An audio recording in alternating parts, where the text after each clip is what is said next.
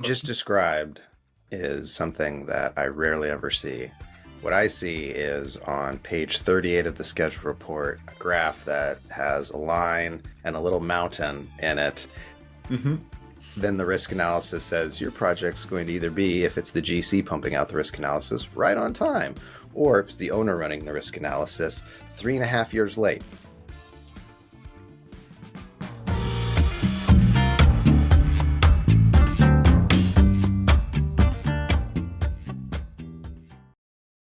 Welcome to the Beyond Deadlines podcast, where we tackle challenges that planning and schedule leaders come across on a day-to-day basis. My name is Micah Pipo, and I'm a planning and scheduling manager for Intel. My name is Greg Lawton. I'm the CEO of an AI schedule management company called Notes and Links. Today, we're diving into risk management. Greg will present his risk analysis, and I will judge and review it. It's very hypothetical, and I'm looking forward to getting Greg on the hot seat. Greg, why don't you kick things off and just tell us a little bit about risk management presentations? So to top level. Okay, well, there's a number of risk management presentations, but the most common ones and the most important ones that you'll find within a project, there's three of them. Four actually. Schedule risk analysis, which looks at the probability of finishing key milestones on time. A cost risk analysis, which looks at the probability of finishing key milestones on cost with the variability and the range that it could be dependent on different situations. Then you've got health and safety risk analysis. Technically, that was the additional one I added in. The fourth one is the overall commercial and contracting risk analysis. So this would include things like employment, political moves, communication, PR, etc. And these presentations are fundamentally geared towards two things. One is informing senior management of both the upside and the downside that they could face. And the second thing is to give them choices to decide what to pick. So, for example, I could pick options that protect my downside, but also limit my upside. I could choose options that maximize my upside, but give me downside. Or I could try and do some kind of perfect match where I minimize my downside and maximize my upside. So I'll give you an example of something like this and for the viewers just to really get it cemented in your head. We could either buy concrete today and buy all of the concrete we need for the entire project, but concrete prices might go up, at which point we have protected our downside, but concrete prices might go down. So we've done the opposite. We've limited our upside. That's a static question. Another one could be, we're at risk of weather. So let's say a weather event delays the project by 2 months. That's just downside for me. What I could do is I could buy weather insurance for a fixed cost that completely negates that downside, which means that I'm only left with upside of things like acceleration, doing things faster. So risk management really here, it's actually best thought of in my mind as thinking about what banks do. It's a financial analysis on upside and downside. Micah, does that answer What the you question? just described is something that I rarely ever see. What I see is on page 38 of the schedule report, a graph that has a line and a little mountain in it. Mm-hmm.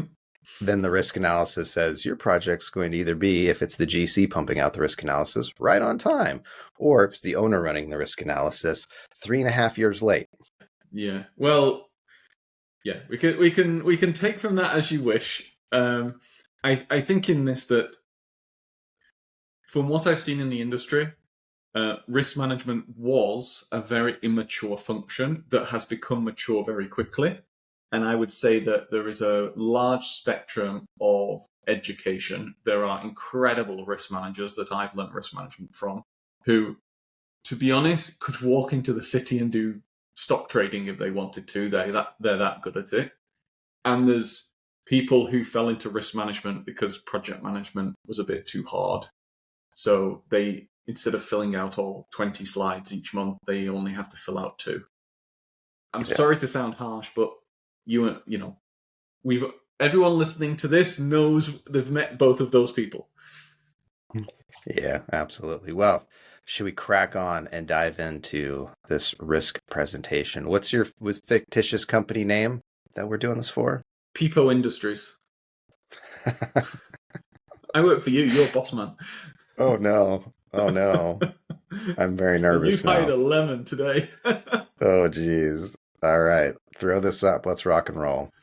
Okay.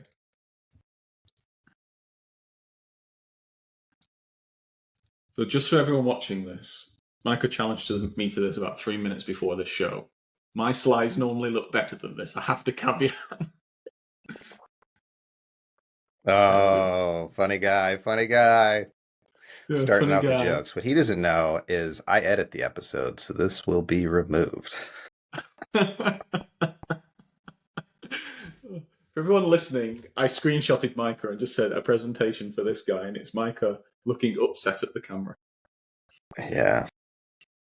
I'm at Peepo Industries. We got to start getting into the black and cranking out that profit. Mm-hmm. Well, without further ado, proceed. Okay. CEO, Mr. Peepo. I've done a risk analysis, and the project will be late. January 30th. Um, so for the viewers who aren't watching on video, one, subscribe to our YouTube and watch it on Spotify. We're doing a lot more of these series where you can follow along with us as we present. But all I'm seeing right now is a very small sentence that says the project will be late. And then in the middle, it says January 30th. What year is it? We'll never know. Greg, what year are we talking about here? Oh, well, we're talking about 2025, obviously. Okay. So when was the project supposed to be due? Because I got lots of projects. I'm CEO. We're building all over the place. I can't remember all the little details. So when was it supposed to be due? Oh, this one was supposed to be due on January the 30th, but it will be late. Okay. How I've done late? the risk analysis, and the risk is not looking great, so we'll be past January the 30th. How far past? I don't know. But if you've done a risk analysis, shouldn't you know how far past? Yeah, but it's all about probabilities. You can't really say. Can't really That's say. like Okay. saying what cards am I going to get in my next hand at poker? I can't tell you, but I can tell you that you're probably not going to beat the house. Right. So prior to me telling your manager that you need to go think about your future plans, if you put yourself in my shoes for a second, what information would you think I need as a, instead of just a date on a screen? Shall I go on to my next? Let's imagine that I've gone back and rethought my hiring plans and decided I do want to keep my job at Peepo Industries. Okay. Shall I go on to a Well, different yeah, thing? exactly. And what I think I'm looking for before we transition is probably the date potentially it was supposed to be due, the date you are now forecasting it to be due, and any sort of data, reasoning, or logic that's showing us why it's going to potentially finish in that avenue, and then potential mitigations. But yes, let's continue. Let's say I gave you that advice, coached you up. I'm not going to fire you yet. Proceed. You're a generous man. Thank you very much. I would not have been so forgiving. Here at Peepo Industries, we're all about growing talent. Even if that talent starts out in the ground. Okay, so I've gone That's where away. all flowers start, Greg. That's where all flowers True, start, that in the is true. ground. That is true. Right. So I've run an industry standard Monte Carlo simulation. I've made the ranges so that it applies to this project. I won't go into the detail, but I've made sure there isn't merge bias, and I've made sure there isn't extreme zeroing effects. The simulation shows there's a 92% probability based on our current productivity rates of finishing later than the planned completion date of August the 23rd. Based on the simulation, there is a 50% chance that we'll finish in November and an 80% chance that we'll finish by the end of January. We Mhm. normally contract at a P80 position. So we're looking here at a contractual slip from August to January. August to January. Okay, so 6 months would be the delay? September, October, November, December, January, 5. 5 months. 5 month delay. Okay. The source of delay that is happening, will this be our fault or will this be covered contractually through LDs or something else? What's an LD? A delay, a late delay. Oh no, I just press button on software. Okay. Button presser of software. So you couldn't describe to me how I will be able to trust this data then. I started out good by saying this is based on past productivity rates. So I've taken the Sure. productivity rates of the different teams and work breakdown structures, and I've morphed them into the schedule. So the settings that I've inputted are reflective of our performance to date. If our performance changes, so we become more productive, these dates will pull left. I don't know how much though. Do we know any ranges of productivity or anything we can do to help out this scenario?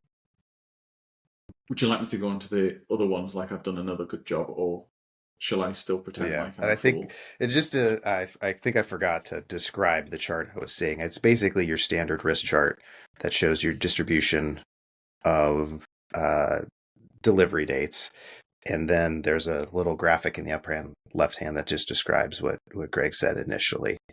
And so while better than the previous one, this still for someone who's a CEO would be a struggle to understand. Most, I would say, people outside of the construction industry and even inside the construction industry cannot read a risk histogram chart, which I think it just opens up the door to a lot of unnecessary questions and a lot of unnecessary dialogue where you start losing the trust of the audience because you're expecting them to understand this. Honestly, what you'd probably see in like a math textbook type thing. But yes, let's keep cruising. Let's get to example number 3. Wonderful. So I'll present. Let's say I've said the same thing again. So I've run a simulation. The simulation has inputs that are reflective of the productivity that we're producing today. That simulation, what it does is it adjusts the duration of our activities and based on the productivity. Because of that, there is a 50% chance of finishing in November, which is 3 months late, and an 80% chance, an 80% chance of finishing before the end of January, so up to 5 months late. We modeled this for all of the key milestones, and the thing driving that slippage is the variability in productivity. Some teams are being very productive, others aren't. If we're able to get that variability down to a plus or minus 20% from forecast, we'll be back on track with all of our key milestones. I've analyzed all the different teams, and we've isolated construction as the one driving this variability. At the moment, construction activities take on average 73% longer than the team forecast, but it can range up to 400% longer. It is that variability that is driving our end dates out. Because of this, I would like to ask for your approval to go to the construction team and find out what is driving that level of productivity and variability, and come back to you with some investment actions where we can make it less and get our milestones back on track. Much better, Greg. Thank you. I knew I hired you for a reason.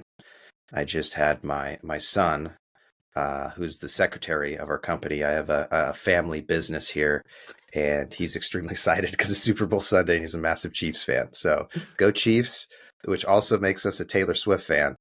And like most CEOs, I listen to probably about half of what you said, and then I will just create some really wise words after that. So can you go back one slide? Sure.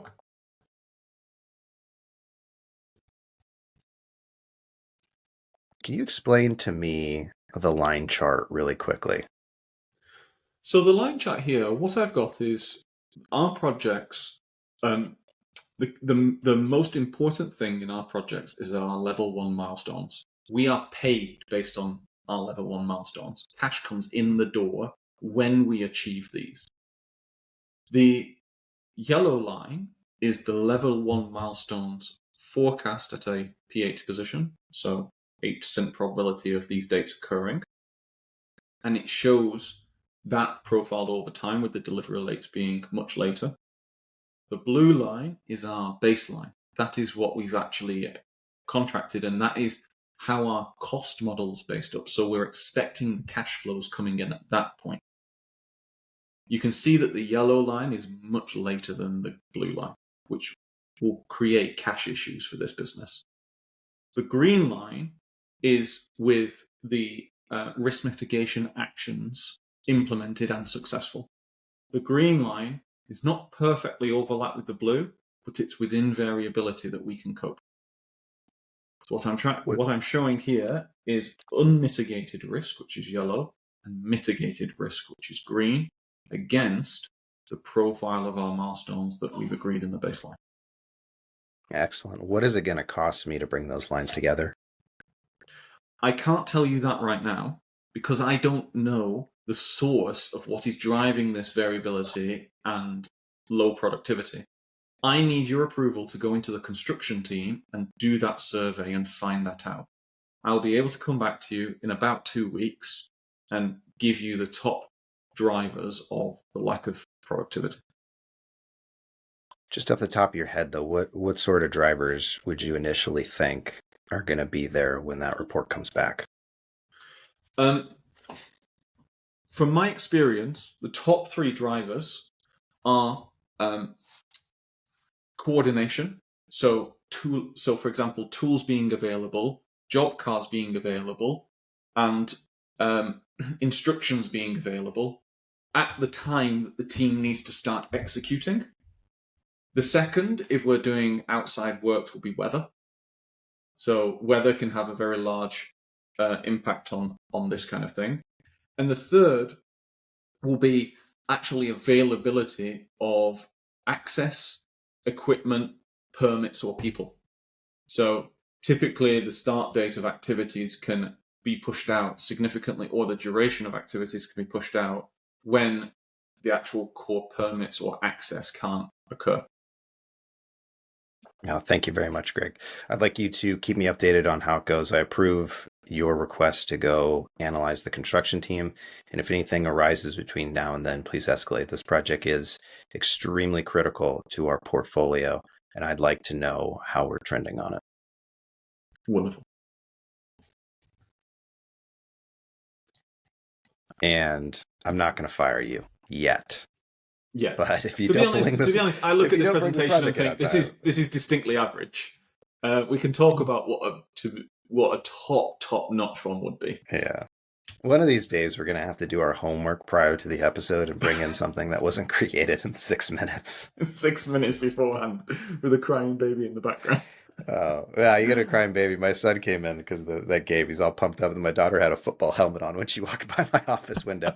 Listen, folks, we keep it low budget here so we can provide you value. We take all money we receive, which is nothing, and we put it back into the business. And that's why you have crying babies and children who are excited for the Super Bowl.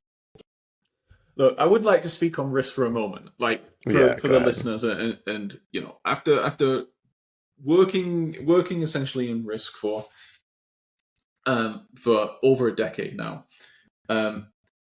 As I said, the purpose of risk is a financial one. The purpose is to limit downside and maximize upside. That's the purpose. So number one is you need to understand how the project will achieve success. Is it financial? Is it political? Is it whatever? You need to understand success from key people. And then when you go and do these kinds of presentations, actually, I broke one of my core rules, the pyramid principle.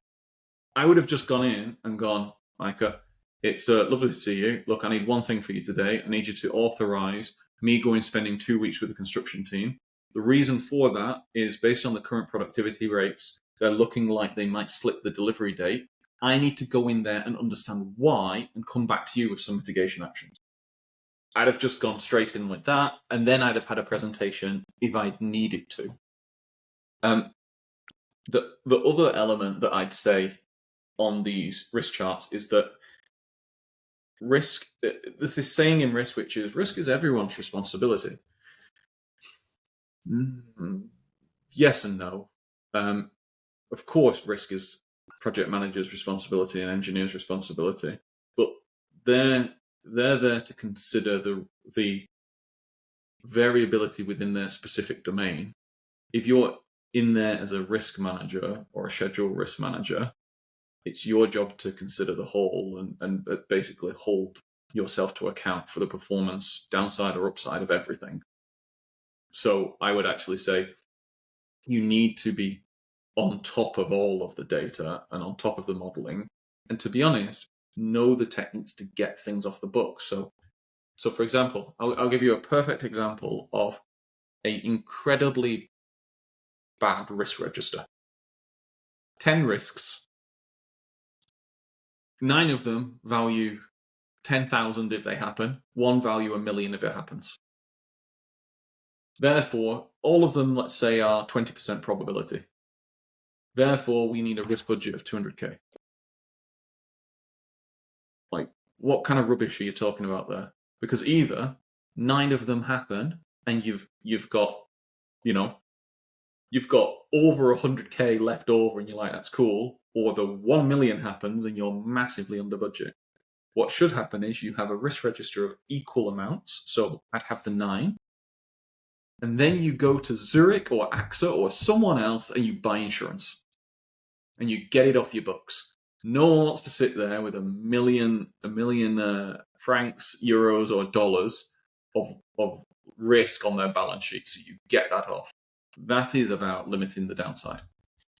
Yeah, my favorite risk registers that I see, mostly just in America, are these lists of just random items going down. That it's actually like 20 or 30 of them. It's anything on the project manager's or project team's mind that they think won't happen. And then they just fill out a sheet of all these things. I'm not going to get this permit. This design's not going to be done in time. This equipment's not going to show up in time. Going down, down, down, down, down, down, down. Then you, in the right-hand column, you say low, medium, high. And then you just multiply. And then the cost is just a guesstimate.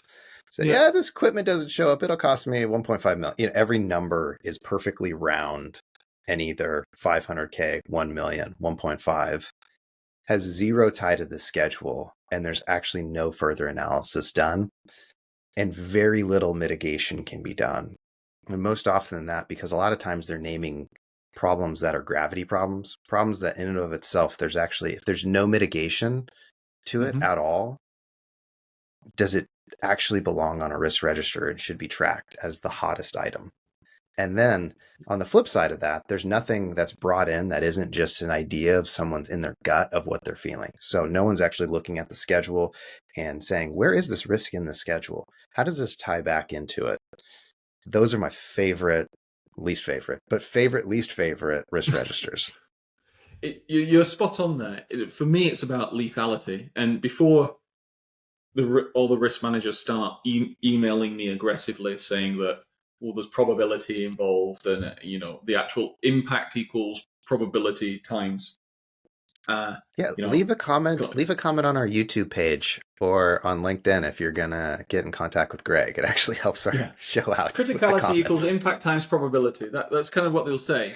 But you got to think about it this way. It's like, my job is to maximize upside and minimize downside. Okay. Do I care if my wife spends a tenner a day on food? No, that's not going to break the bank. Do I care if the house catches fire and I have no house insurance? That will put me on the street. Like, a little bit of annoyance versus my newborn baby is on the street. They are very, very different things. So I personally look for lethality. So I I'd go to project managers and say, you're only allowed to tell me two things. What are the two things that you'll be fired for? Like, if these go wrong, you are out of the door because you are the most incompetent project manager you could possibly be. And you know what? They will know what those are, and they will Yeah. already be managing them. But it's about making Yeah. aware. So, for example, if they've gone, well, actually, I forecast that we can get this done by next month, but I totally forgot to include weather. And if, that could put us off by 2 weeks, I'd be like, cool. Like, do I really care that Dave didn't turn up or that, this equipment broke a little bit? It's like, I love a $2 money billion can solve those job, and problems. there's a risk in there for $100K. Yeah. It's like, I don't care. Like, what is the thing that is It's going marked to as get us low. both fired? Yeah. How about we just sell the project's copiers and make up that $100K? Yeah. How about I ask everyone really nicely to turn up 20 minutes before their shift and work for 20 minutes extra, and that's probably worth about 4 million. So we'll just do that. Yeah, That's we get a couple of generosity of those, people. 100K risk covered. Exactly. But I think to conclude here, risk is something that's not really understood by people because it's not explained to people very well. And if there's one thing that people take away, it is minimize downside, maximize upside. It's the same as investing. And what we're looking for are, what are the things that are going to kill us and put us on the street? And what are the things that could make us win the lottery and retire early? Those are the two things we're looking for. Yes, I will have lots of project managers emailing me saying, death by 1,000 cuts and the straw that broke the camel's back of all of those 100K. Fine. I will hire someone to deal with all of that itty-bitty day-to-day. Yeah. But as a top manager, I care about what's going to kill me, what's going to make me rich. And if you think about it that way, suddenly projects look very different. I think you can take that thinking into how you're operationalizing and performing risk. Because if the process isn't working for you on those two items, then the process isn't working. Mm-hmm. It's something where you want to look at how you're actually building your risk systems and utilizing them. And risk is a great place for people to chip in as well. I said that'd be my final thoughts is if you're in scheduling, you're naturally going to get pulled into risk, and that'll help you learn more about project management, more about cost management, more about financial management. So I would highly recommend people go into that, area and help support it on the team, because a lot of people will not want to support it, not want to help out on it. And it's a great place to build your skill set up. And risk managers are, a very hot commodity, very hot job right now. Very good risk managers. And what I would add to that, I think you're entirely correct. Schedulers who have understood the build of the schedule will naturally know schedule risks that other people don't know. And they may feel obvious to you, but they are not going to be obvious to someone else who didn't build the schedule. So they would go, oh, well, this is the critical path, and isn't that it? And you'd be like, well, no, like, we've assumed that we've got 20 cranes. I only saw 5 this morning, and that's a real big problem. Like, you will know things that other people don't. Yeah, absolutely. Well, folks, that is it for us this week on Beyond Deadlines. We thank you for tuning in. If you could do us a couple favors, click the subscribe button, share with your friends. We do this every Sunday, and we thoroughly enjoy it, and we're trying to grow the audience. We do this completely for free because we just want to share new techniques, old techniques, knowledge, anything that's going to help you become a better planner, scheduler, project manager. We have 2 newsletters that we send out, one on LinkedIn, one through email. Check them out. The one through email provides jobs and tips. The one on LinkedIn is a deep dive into what we're talking about. So for us at Beyond Deadlines, have a great week.